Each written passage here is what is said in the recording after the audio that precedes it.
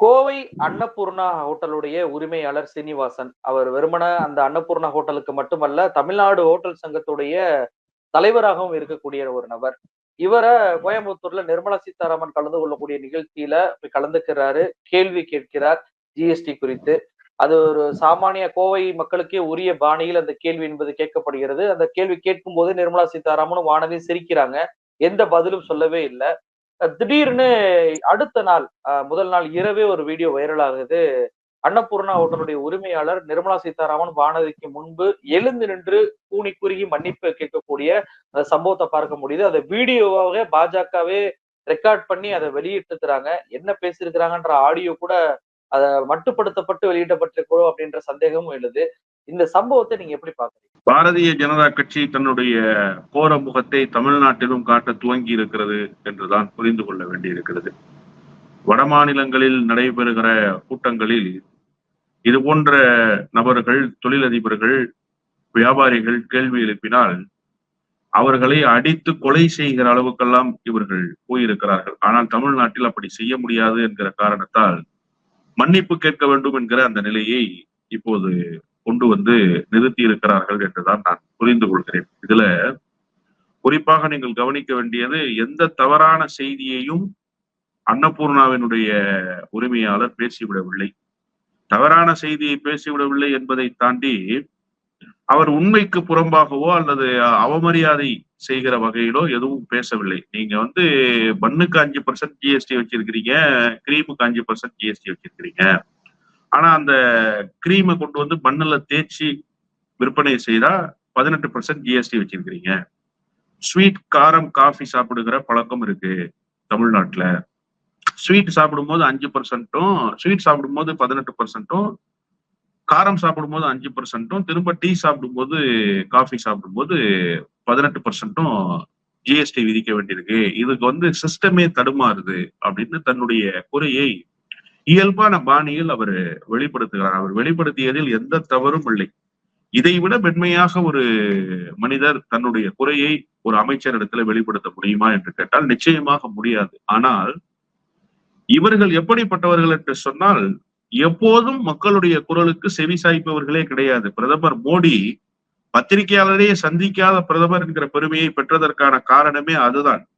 எங்கே பத்திரிகையாளர்களை சந்தித்தால் இந்த நாட்டு மக்களிடத்திலே இருக்கக்கூடிய கேள்விகளை எல்லாம் பத்திரிகையாளர்கள் எழுப்பி விடுவார்களோ என்கிற அச்ச உணர்வில் தான் மோடி பத்திரிகையாளர்களையே சந்திப்பது கிடையாது. அதற்கு அடுத்த கட்டமாக இந்த நாட்டு மக்களிடத்தில் என்றைக்காவது குறை நிறைகளை மோடி கேட்டிருக்கிறாரா? இப்படி ஒரு பிரதமரை இதுவரை நீங்கள் பார்த்ததுண்டா?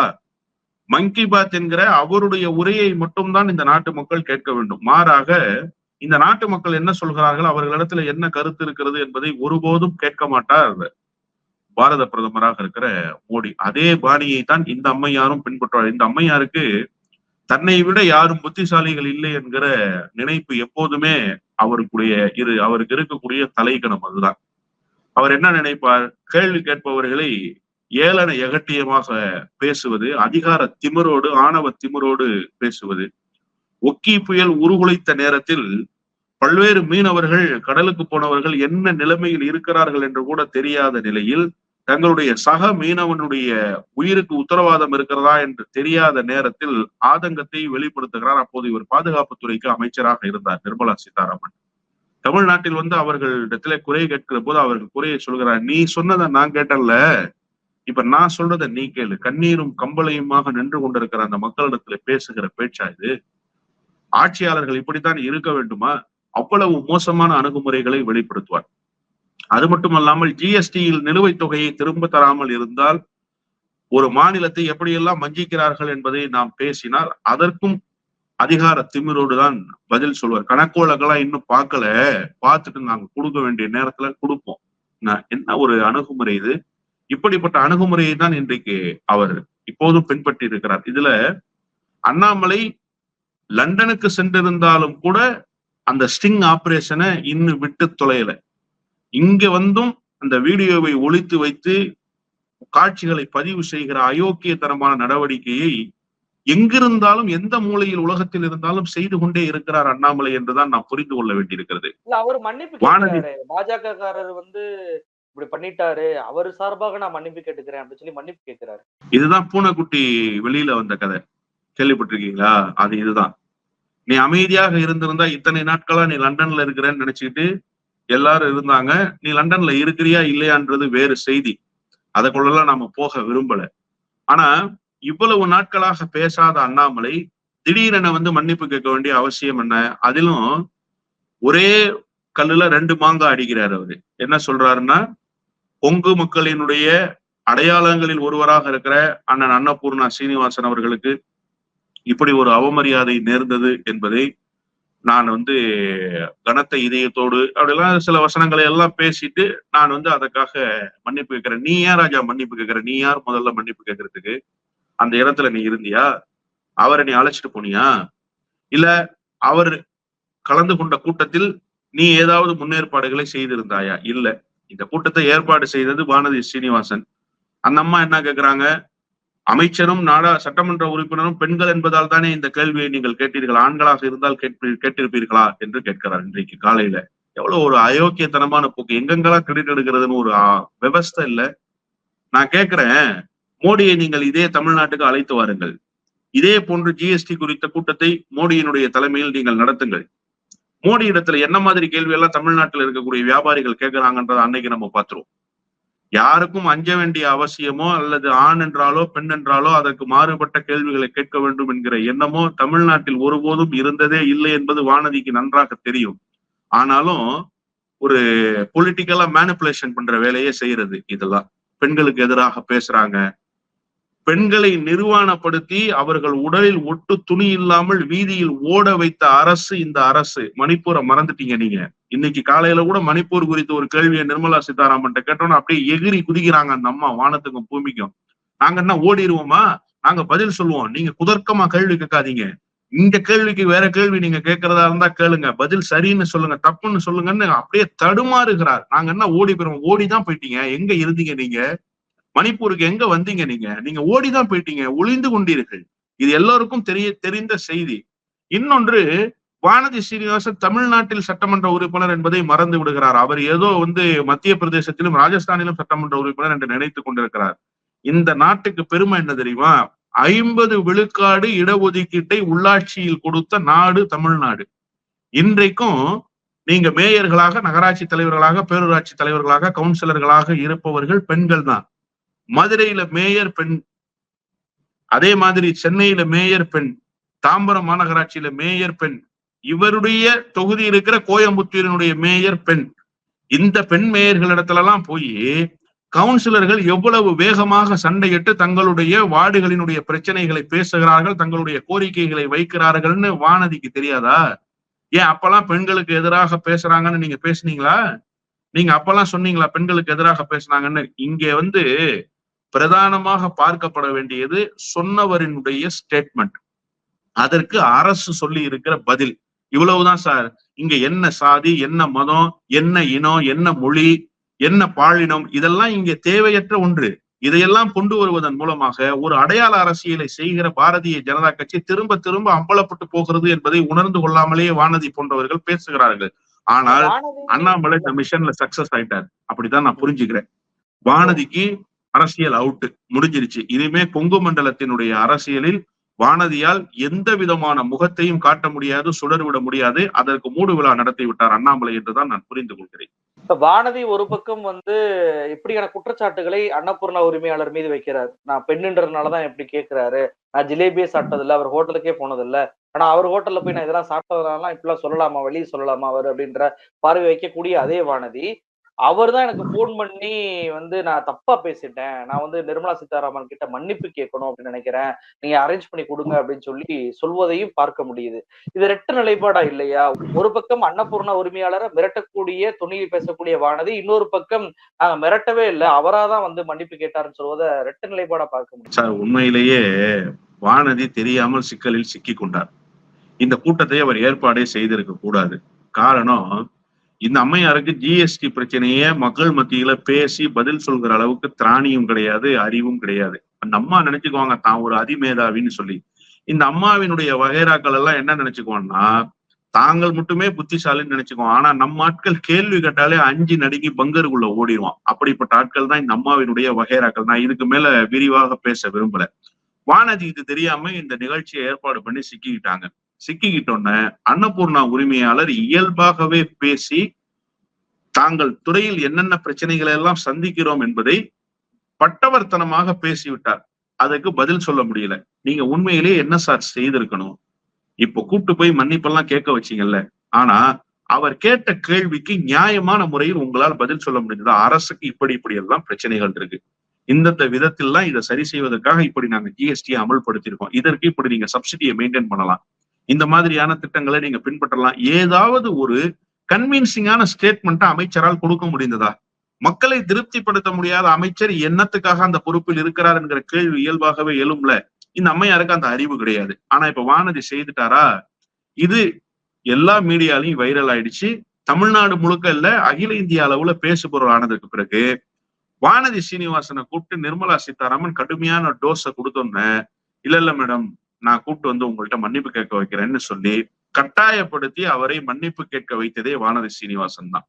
வானதி சீனிவாசன் தான் அவர் அப்ரோச் பண்றாங்க.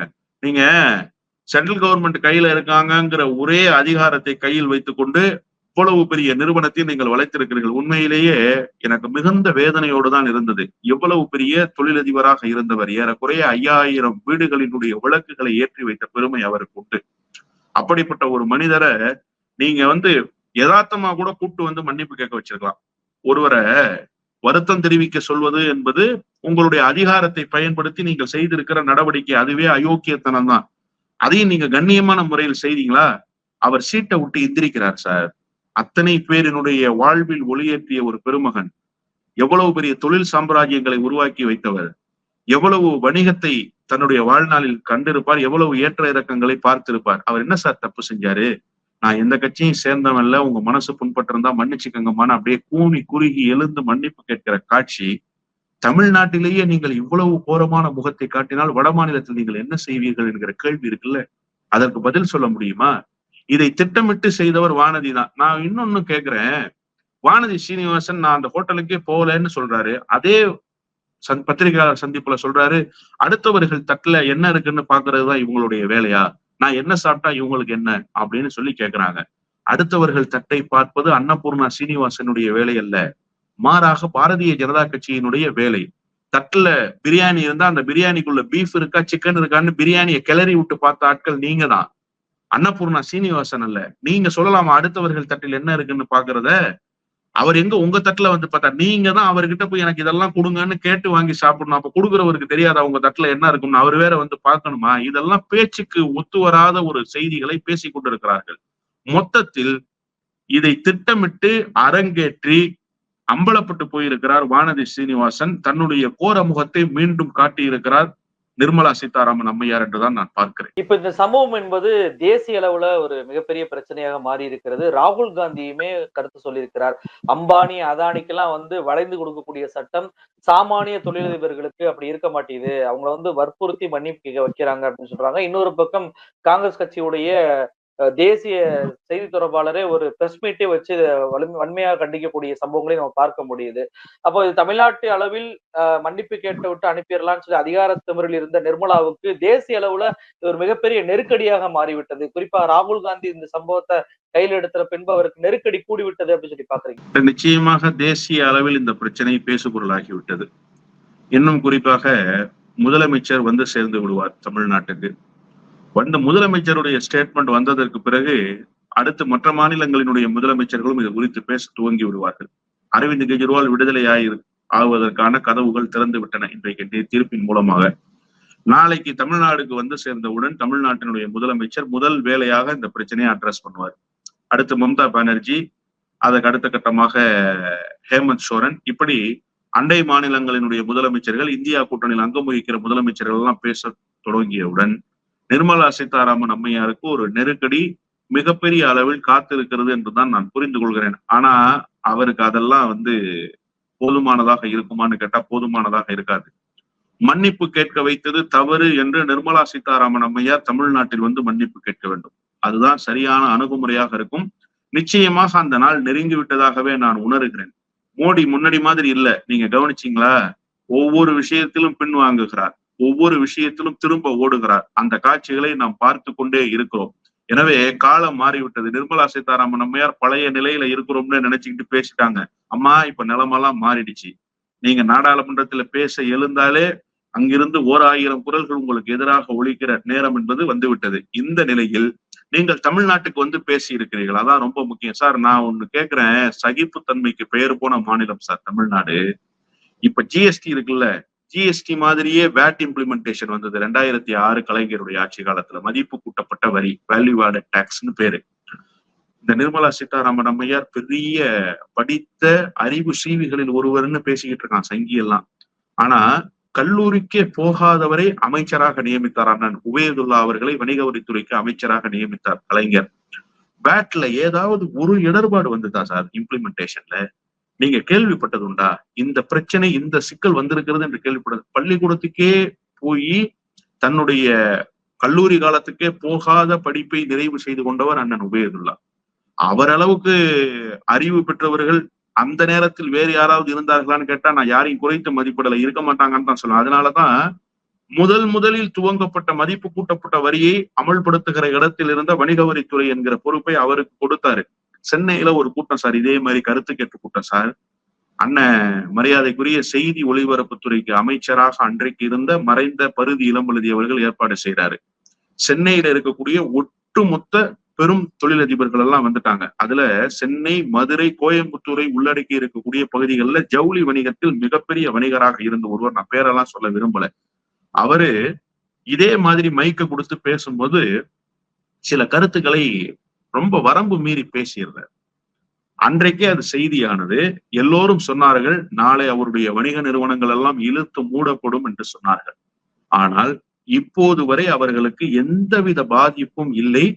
அவர் நெகட்டிவாக பேசினாலும் அவர் சொன்ன செய்திகளை எல்லாவற்றையும் குறிப்பெடுத்துக் கொண்டார் அண்ணன் உபயதுல்லா.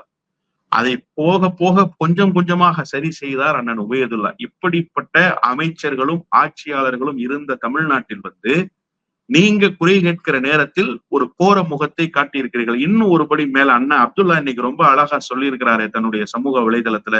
அஜித் எழுந்து நடிகர்களை எல்லாம் மிரட்டி அழைச்சிட்டு வர்றாங்க சார் பாராட்டு விழாவுக்குன்னு பேசினாரு. ரஜினிகாந்த் எந்திரிச்சு விசில் அடிச்சார். அந்த காட்சிகள் எல்லாம் நம்ம பார்த்திருப்போம், சன் தொலைக்காட்சி போன்ற பிரபல தொலைக்காட்சிகள் எல்லாம்.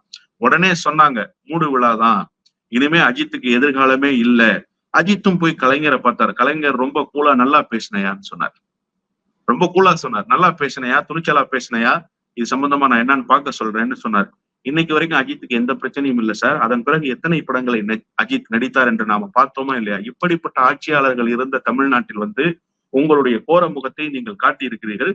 தமிழ்நாடு முதலமைச்சர் தமிழ்நாட்டுக்கு வந்து சேர்ந்ததற்கு பிறகு இதற்கான விடையை கொடுப்பார் என்றுதான் நான் புரிந்து கொள்கிறேன். இப்ப இந்த சம்பவம் என்பது ஒரு மிகப்பெரிய தொழிலதிபருக்கு, தமிழ்நாட்டில் இருக்கக்கூடிய ஒரு மிகப்பெரிய தொழிலதிபருக்கு நடந்திருக்கிறது.